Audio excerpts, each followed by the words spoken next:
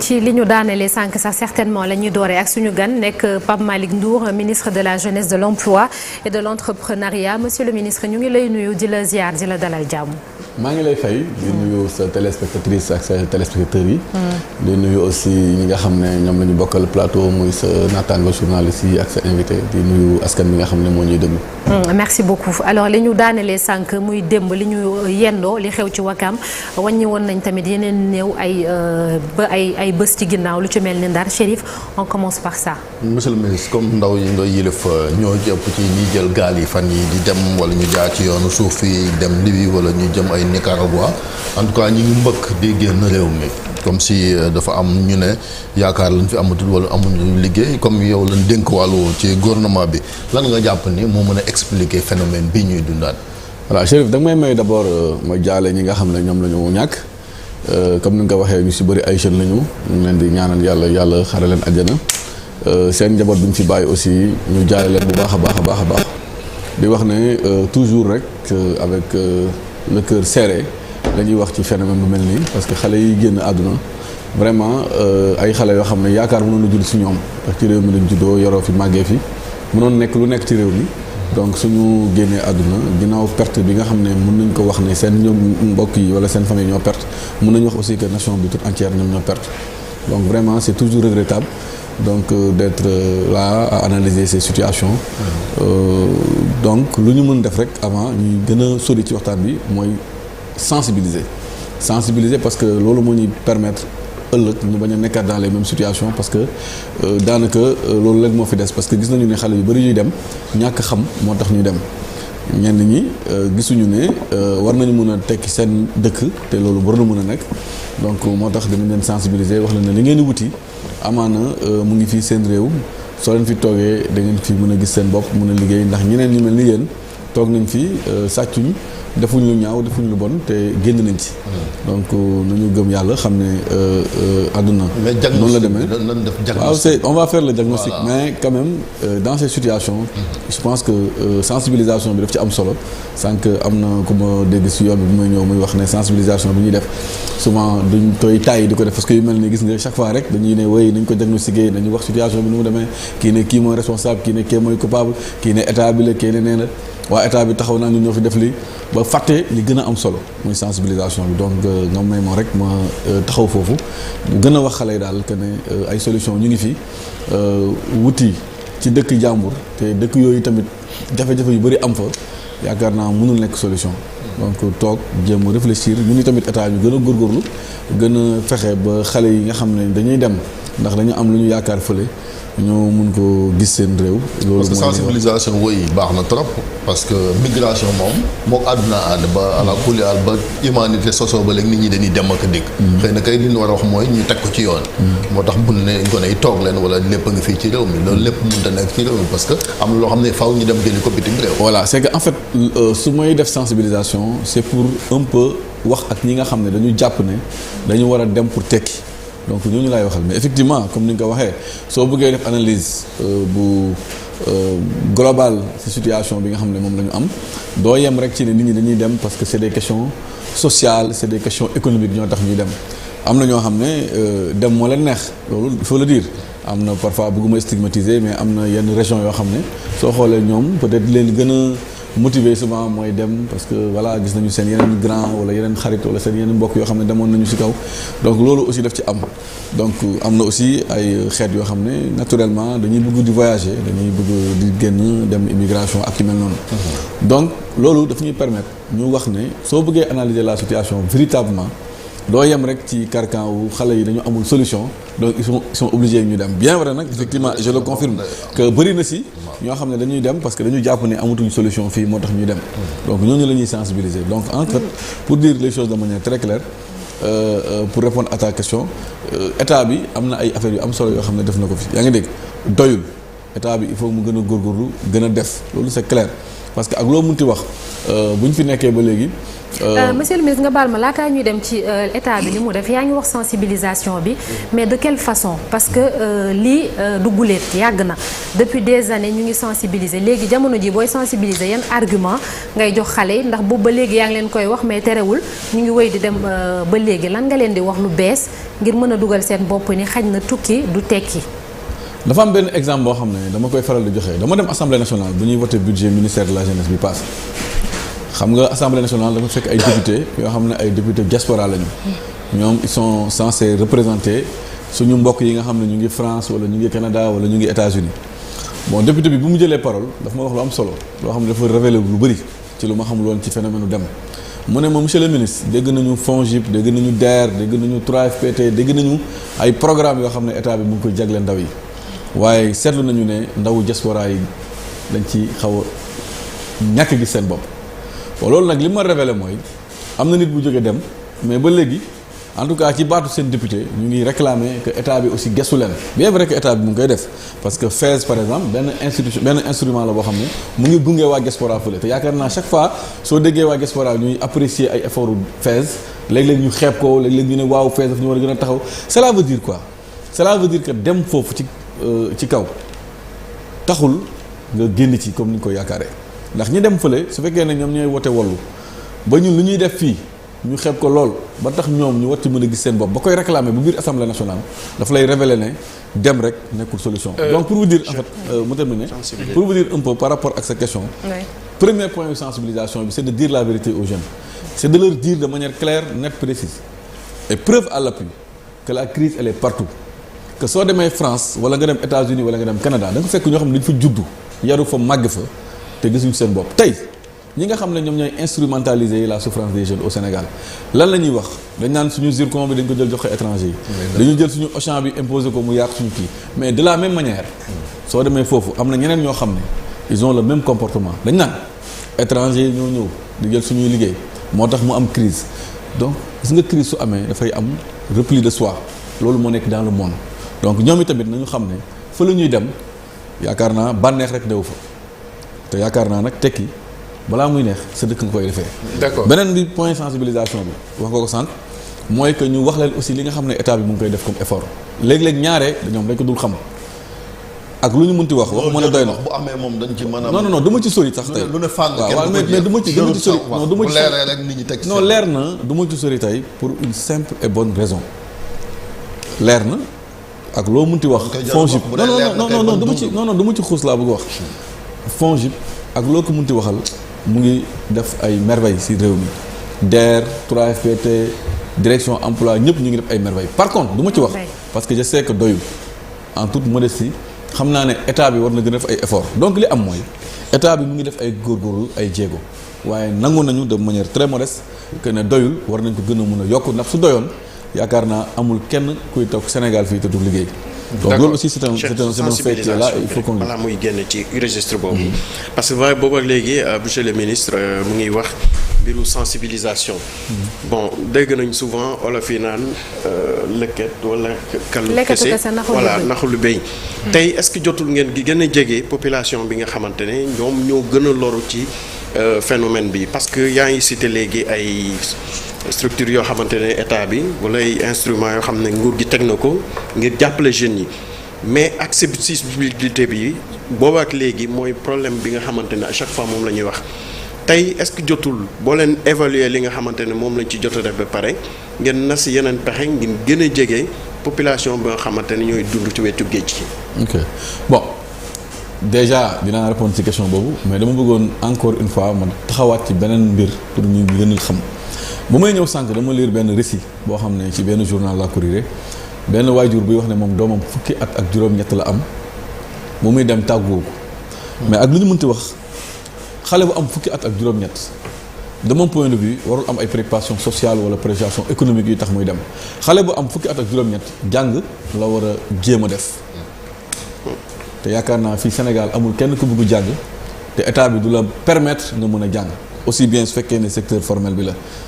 maanaam normalement secteur enseignement général bi la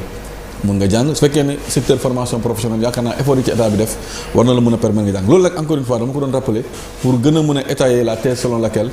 xale yi demuñu rek seulement parce que dañu bëgg liggéey wala quelque chose comme ça sans compter nag ñi nga xam ne dañuy dem te dañu jaay seen commerce à hauteur de millions pour dem phénomène bu ñuy wax tey ay migration à travers les pirogues la ñuy wax mais am na aussi ñoo xam ne dañ leen nax ci indi ay visa parfois montant yi ñuy mobiliser pour dem visa ay 5 millions 6 millions 7 millions chaque jour nga dem tribunal 5 millions laa ko jox 6 millions 7 millions 8 millions pour mu yóbbu ma États-Unis yóbbu ma est-ce que loolu ko investir woon Sénégal doo ci génn c'est une question que je pose maintenant pour répondre à votre question forcément le problème d'information se pose effectivement on l'accepte mais il faut nga nangu ne question bi ngay posé woon nañ ko 1 an wala 2 ans ci ginnaaw te amoon na ay efforts yu ci état bi def ba tey ñu nekk dans la territorialisation des politiques publiques bi ñu andil ñu am ay pôle emploi dans tous les départements parce que au départ dañu doon wax ne écoute les gens de Mbour suñu ñëwul Dakar du ñu yëg li xew les gens de Kédougou suñu ñëwul Dakar du ñu xew tey nga dem dans tous les départements du Sénégal ñu mettre pas en place ay pôle emploi yoo xam ne ak loo munti wax soo fa demee da nga fekk ay information maintenant nag parfois mun nañu ne ñun war nañu gën a def effort pour suñu moyen de communication wala suñu instrument de communication yi ñu rendre ko beaucoup plus accessible à la grande masse loolu peut-être challenge la boo xam ne dañ ko war a def mais nag aussi il faut convenir avec moi que parfois aussi tu as l'impression que les gens ne veulent même pas être informés tellement tu communiques tellement tu parles mais malheureusement les gens est-ce que amul fu mu sooxee yaa ngi wax ci lu soxal wàllu pôle d'emploi yi dañuy nangu nekk ne mi ngi ci les 45 départements donc du Sénégal gis nañ également li nga xam ne moom moo di xëyub ndaw ñi ak Pape Modou Fall jéego yi nga xam ne mi ngi koy def ci wàll wi ngir daal di jàppale ñi nga xam ne ñoom ñoo di ndaw ñi bu ñu gisee li nga xam ne moom moo fi jot a xew dernièrement yow ana lan ngeen di teg ci li nga xam ne moom moo di loxoy ndaw ñi si wàllu urgence. non xam nga il n'y a pas de politique conjoncturelle état aussi de fonctionner ci action réaction c'est pas parce que il y a eu des situations regrettables une recrudescence. mais il y a urgence monsieur le ministre. voilà non je dis ça a été toujours une urgence parce que tey ba léegi nii programme xëy na boobu soo ko traduire en français day nekk plan d'urgence donc depuis longtemps cette question d'emploi a été une urgence. yaa ngi dégg donc nekkuñu nag ci ay politique conjoncturelle yoo xam ne dañ naan woy dara xew na léegi nii rek wakaam la xewee nañu dem rek léegi-léegi wut ay emploi loolu je pense que loolu nekkul politique bu sérieuse nekkul lu ñu war a def li ñu war a def rek mooy waaw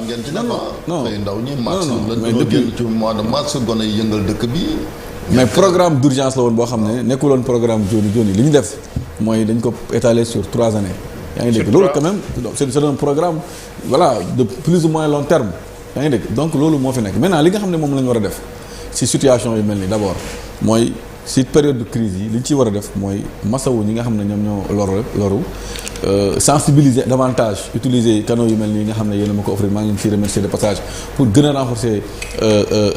la communication mais au-delà ñu gën a baral maintenant suñu liggéey yaa ngi dégg suñu waxee FONGIP suñu waxee DER su fekkee dañoo waroon liggéey benn dañ ko war a gën a mën a accélérer pour xale yi gën ko mën a jël communication yi ngay wax ñu gën waaj a jeexal ba régime baa ngi dem nii mais xam nga dans un état dans une république jusqu'à la dernière seconde de la dernière minute de la dernière heure il faut qu'on continue à travailler évaluation ñu xool ba xam est-ce que impact bi la ko taxoon na jóg am na Chérif gis nga dans un état je le disais tout à l'heure jusqu'à la dernière seconde de la dernière minute de la dernière heure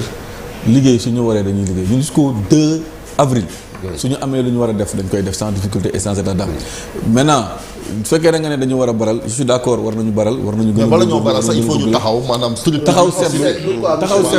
seetlu def évaluation est-ce que aujourd'hui ak li xew il y a pas un peu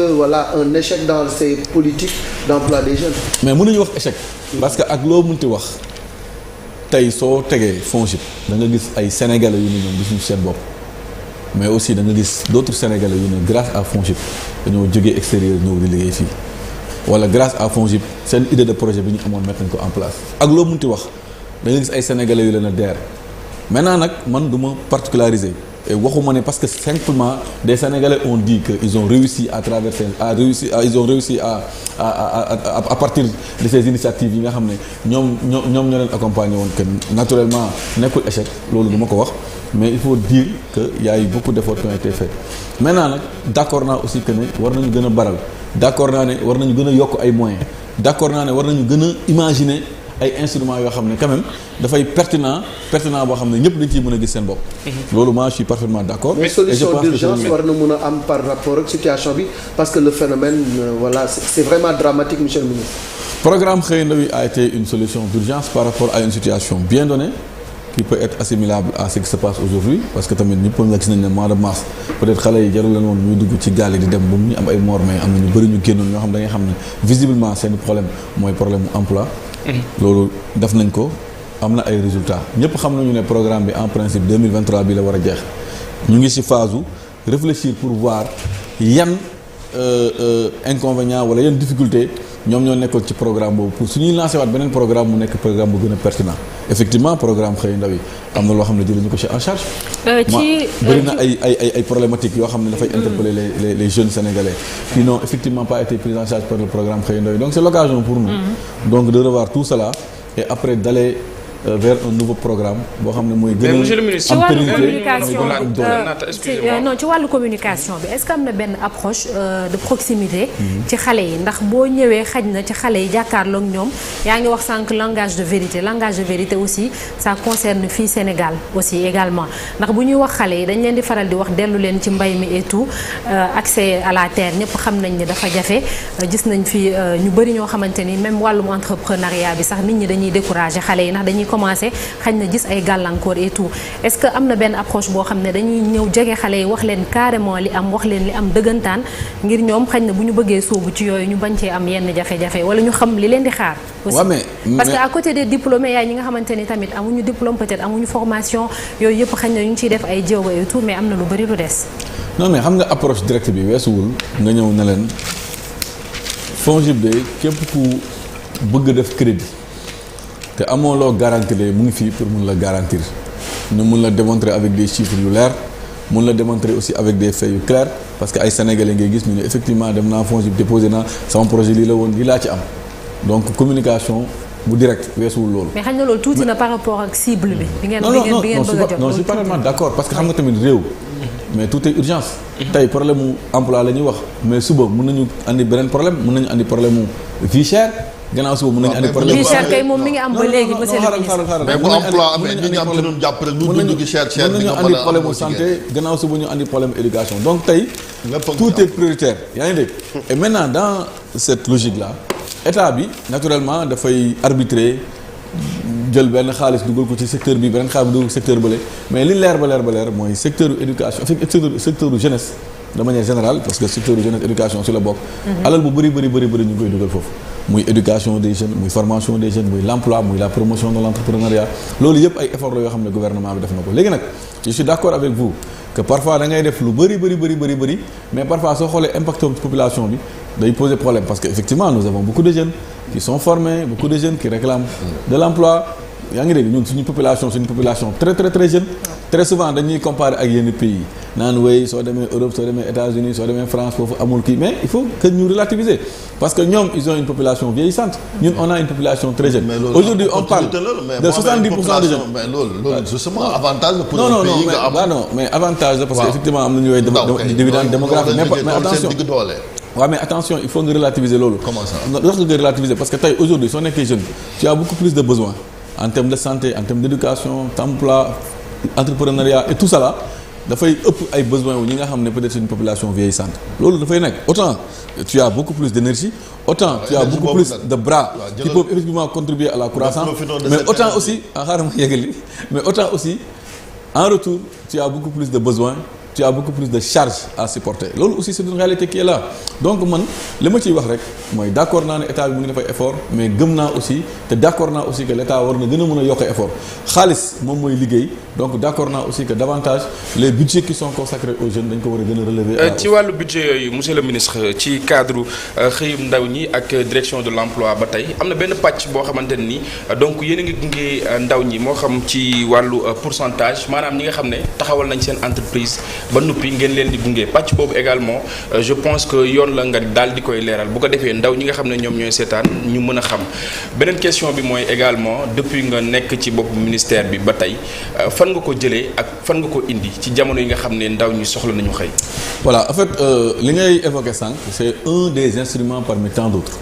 ginnaaw bu DER amee di financer ginnaaw bu FONGIP amee di garantir ay investissement ginnaaw bi nga xam ne 3FPT am na fi di dafay effort yu am solo ci formation des jeunes parce que tamit su ñu bëggoon analyser de manière très approfondie la question aujourd'hui la problématique en tout cas de l'emploi des jeunes mënuñu si ñàkk génnee le problème ou bien le défaut de formation yi nga xam ne dafay impacter vraiment sur l'employabilité des jeunes maintenant loolu aussi ay effort lu état bi def gannaaw loolu aussi état bi am na beneen instrument bu muy évoqué bu tudd la convention état employeur boo xam ne état bi dafa jël presque 10 milliards de francs CFA mën na la Chérif yow jeune nga yaa ngi créé entreprise mais xam naa ne vraiment da ngay jéem a góorgóorlu rek mais yombul waaye état bi dina la jëlal 50% des charges salariales te de la masse salariale maanaam tey jël naa ay jeunes ils sont au nombre de 5 ils sont au nombre de 6 j'ai une masse salariale par exemple de 1 million de francs CFA par mois état bi day jël au moins chaque mois 500 000 francs yoo xam ne daf la koy verser pour nga mën a supporter say salaires loolu c'est une subvention à la charge salariale loo xam ne état bi moo koy def loolu aussi c'est une innovation boo xam ne président de la République en tout cas waxuma moo ko fi andi parce que loolu ça existe depuis Abdou Diouf mais attention 10 milliards de francs CFA nga consacré ko ci affaire boobu alors que dans un passé très récent le budget maximal était évalué à 1 milliard loolu aussi c'est un effort considérable de l'État. Monsieur le ministre yaa ngi wax boobu ak léegi formation. maintenant bon il m'a posé une autre question di ma laaj fan laa jëlee. waaw xaaral après nga jeexale loolu parce que lii aussi yaakaar naa c'est important tey boo leen doon xayma ci les besoins en termes de formation ñi nga xamante ne seen activité principale géej gi la ci lan nga yaakaar ngeen mën na leen former tey au-delà de napp gi ñu am ci leneen lu ñu jàpp est-ce que jamono ji ku dem ba am 24 ans voire 40 ans ngay waxul formation aussi loolu. waaw xam nga stratégie communication bi ngeen di déployer pour convaincre leen. voilà xam nga suñu waxee formation rek bu ñu gis ne benn nit buy xëy suba teel 8 heures. ba 18 heures comme ni ñu ko doon def di jàng tey am na fooy toll dañuy def ay formation adaptée tey ku nekk ci géej bi di liggéey il est un entrepreneur war nañ ko defal éducation financière tey nan lañu xam da ngay dem géej su neexee nga am 1 million ñëw suñu la jàngalul wala ñu yar la ci wàllu éducation financière da ngay jël xaalis bi peut-être def ko ci loo xam ne suba soo demee géej bi sambara comme ni ñu koy waxee affaire bi doxul donc da ngay nekk situation initiale bi nga nekkoon donc loolu déjà éducation financière benn la ci xeetu éducation yoo xam ne formation yoo xam ne ñi nekk di def entrepreneurial mu nga nekk ci napp wala nga nekk menuisier wala nga nekk mécanicien wala sax nga nekk benn simple commerçant da nga koy soxla yooyu ay benn xeetu kii la formation boo xam ne war nga ko mën a am entrepreneuriat bokkul ci li nga xam ne en tout cas majoritairement ñun ñëpp bokk na suñu cursus en tout cas suñu curricula su bu ñuy def formation suñu cursus jànguñu ko daanaka donc tey soo xëyee rek da nga koy def war nañ la mën a defal ay formation adaptée yoo xam ne chaque fois da nga mën di xam lan nga war a def et loolu yaakaar naa 3FPT mu ngi def ay jéego yu am solo te nekk ay formation yu adapté la du la yàqal nga liggéey peut-être ça sera 1 heure ou 2 heures de temps par jour nga consacré ko entre 18 heures et 20 heures si ay classes yu spécialisées ñu defal la loolu donc loolu aussi effort la boo xam ne état bi permettre na nit ñi nga xam ne ñoo ko soxla ñu mun ko am te loolu je pense que une très bonne mais mbay mi aussi day surtout réew moo xamante ni quand même macha allah yàlla may nañu suuf mi ngi nii te taw ci jamonoy nawet am na sax lu ngeen fi créé woon yow mi jiite woon nga fii muy Prodac malgré coow li nga xamante ni juróon na ko fii ngeen ne woon justement c'était pour lutter contre le chômage mais presque Prodac moom kenn waxatul sax waxi Prodac. ah mais parce que yow yaa intéressé Prodac yow la intéressé man barke démb fenn la déggatul ñu ne daggee gone yaa nekk daggee di barke démb fii yéen seen télé bi TFM bi def nañ ci benn reportage buy wane ne au niveau des DAC notamment de Kër Momar Sarr de CFA voilà yaa ngi dégg gis nañu ay efforts yoo xam ne dañ ko ngeen gis ay jeunes yoo xam ne dañ leen jël dugal leen foofu ñuy liggéey ci nawet bi te am benn perspective boo xam ne su nawet bi jeexee dañ fay mën a téye wala ñu dem fa ñu dëkk def fa agriculture. loolu nag lañu war a yaatal monsieur le ministre c'est la solution. loolu lañu war a yaatal parce que mbay mi dafa nekk secteur bu nga xamante ni main d'œuvre bi dafa yaatu mais dafa mel ni faire de l'agriculture le moteur de la croissance économique. dañ koy wax rek mais duñ ko jëfee suñu état. waaw mais en tout cas d'accord naa ak yow soo waxee ne ba léegi l'agriculture tarde à être le moteur de la croissance je suis parfaitement d'accord avec vous mais ak loo mënti wax aussi tamit il faut qu'on soit d'accord sur les efforts qui ont été faits maintenant en fin de compte je vais conclure par dire des efforts sont en train d'être faits maintenant je suis d'accord il faut que ñu gën a renforcer efforts yi à travers notamment des instruments qui existent déjà comme Prodac bi nga xam ne il est en train de faire un excellent travail je profite de l'occasion pour féliciter l'équipe bi nga xam ne ñoo nekk foofu donc yooyu daal d'accord naa ne war nañ ko gën a mën a baral moyens yi gën a mën a bëri kon daal yow si tënk daal kii Cheikh mi ngi lay laaj question foo jëlee ministère waaye tontu nga ci parce que bu ñu waxee rek nga ne dañoo war a baral donc yéex nga ci tënk non xam nga man aussi dama lay wax li nga xam ne moom moo am xam nga su ma waxee ne on a fait beaucoup d'efforts. c'est parce que moi personnellement ak sama équipe contribuer nañ ci effort yooyu. maintenant nag en toute modestie damay d'accord ne ba léegi malgré tous les efforts le problème reste là il est entier moi je pense Superman mënuma fi ñëw toog fii jàkkaarloog jeunes sénégalais ne leen oui effectivement Sénégal lépp gongo ñëpp am nañu xaalis lépp mu ngi dox loolu du ma ko def parce que aussi je me dois de dire la vérité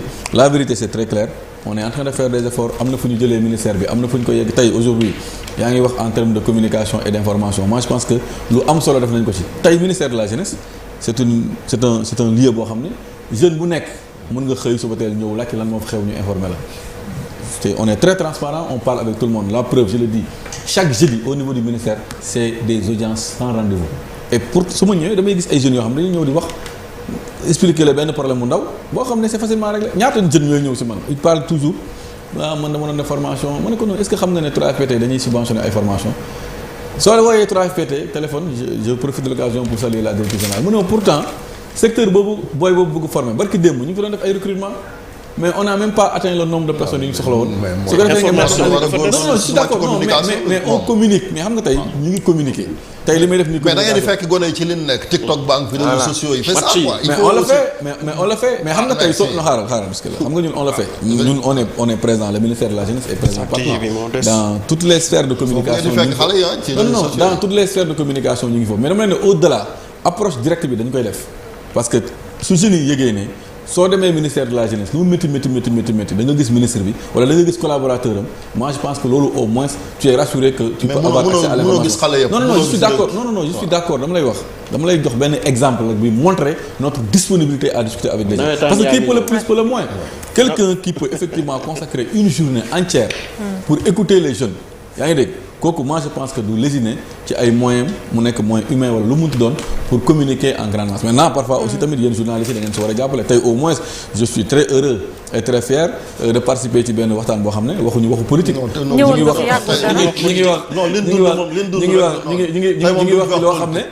wax ci loo xam ne quand même ça intéresse donc loolu aussi moi je pense que c'est un appel que je lance donc aux journalistes pour que ñu aider ñu pour que les débats mu nekk ay soubassement vraiment vrai politique quoi yaa ngi dégg bañ a nekk ay toujours ay werante kii war a nekk candidat kii war a nekk candidat loolu c'est important merci monsieur le ministre merci Chérif c'est bon merci beaucoup Pape Malick vraiment